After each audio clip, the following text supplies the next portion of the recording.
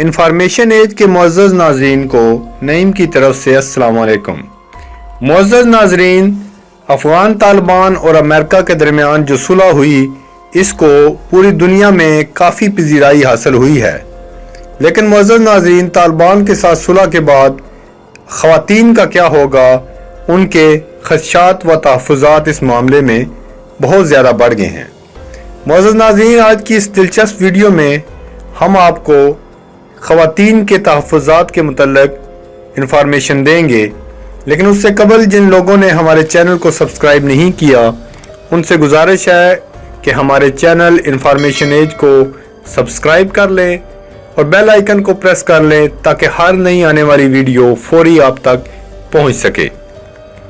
معزز ناظرین، انسانی حقوق کی عالمی تنظیم ایمنسٹی انٹرنیشنل کا کہنا ہے کہ گزشتہ 50 سالوں کے دوران افغانستان میں برسر اقتدار مختلف گروپوں نے سیاسی مقاصد کے لیے خواتین کے حقوق کی شدید طور پر پامالی کی ہے۔ تنظیم کا کہنا ہے کہ افغانستان میں جاری خانہ جنگی اور عسکریت پسندی کے باعث افغانستان میں سب سے زیادہ نقصان بھی خواتین کو ہی پہنچا ہے۔ معزز ناظرین، تاہم افغانستان میں حالیہ برسوں میں جو واضح تبدیلیاں آئی ہیں ان میں سے ایک افغان خواتین کو مختلف شعبوں میں ملنے والے مواقع ہیں۔ آج لاکھوں کی تعداد میں افغان لڑکیاں سکول جا رہی ہیں، ان پر برقع پہننے کی پابندی نہیں ہے اور وہ مرد کے بغیر گھر سے باہر نکل سکتی ہیں۔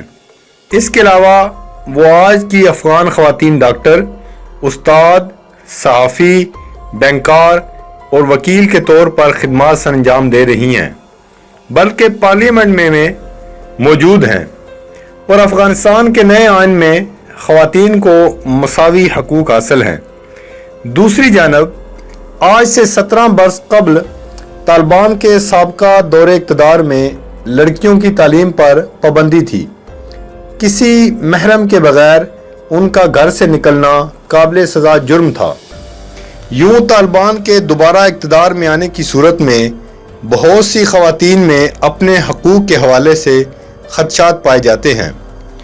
کابل میں ایک صحافی خاتون کاملہ اکبری کہتی ہیں کہ کابل شہر میں خاتون کو اکیلے دیکھ کر بیت سے پیٹ کر گھر واپس بھیجنے کا منظر اب بھی ان کی آنکھوں کے سامنے ہے۔ وہ کہتی ہیں کہ امریکہ اور طالبان کے مابین مذاکرات میں پیش رفت کی خبروں سے نہ صرف ان کے بلکہ بیشتر خواتین کے ذہنوں میں کئی سوالات جنم لے رہے ہیں۔ وہ کہتی ہیں کہ طالبان کے ساتھ بات چیت میں افغان خواتین کی نمائندگی نہ ہونے کے برابر ہے۔ ایک افغان ڈاکٹر ثریا اکمل کہتی ہیں کہ طالبان کے دور حکومت میں مسجدوں میں یہ اعلان کہ عورت کی جگہ گھر یا قبر اب بھی ان کے کانوں میں گونجتا ہے۔ ان کی نظر میں امریکہ اور طالبان کے مابین بات چیت میں خواتین کے حقوق کو نظر انداز کیا جا رہا ہے۔ سابق افغان سینیٹر رانا ترین نے وائس آف امریکہ میں اردو سروس کو بتایا کہ آج افغان پارلیمنٹ میں خواتین کی نمائندگی 27% ہے، جو برطانیہ جیسے ترقی یافتہ ملک سے زیادہ ہے۔ وہ کہتی ہیں کہ اس میں کوئی شک نہیں کہ بیشتر افغان خواتین طالبان کے دوبارہ حکومت کا حصہ بننے سے خوفزدہ ہیں۔ تاہم وہ کہتی ہیں کہ اگر یہ خواتین آگے بڑھیں اور آواز اٹھائیں کہ طالبان کے ساتھ معاہدے کی صورت میں ان کے حقوق کی پاسداری کو یقینی بنایا جائے تو ان کی آواز ضرور سنی جائے گی۔ ایک ٹیچر ثنا وفا کہتی ہیں کہ افغانستان کی کوئی بھی خاتون طالبان کے دور حکومت میں واپس جانا نہیں چاہے گی، کیونکہ وہ طالبان کے نظریے کو گزشتہ 17 برس کی پیش رفت کے لیے خطرہ خیال کرتی ہیں۔ وہ کہتی ہیں کہ افغان خواتین نے اپنی محنت سے ان برسوں میں ہر شعبے میں خود کو منوایا۔ ان کی خواہش ہے کہ وہ آئندہ بھی مردوں کے شانہ بشانہ افغانستان کی تعمیر و ترقی میں حصہ لیں۔ افغان امور کے ماہر میر وائز افغان کو اس بارے میں عام افغانوں جیسے خدشات نہیں ہیں۔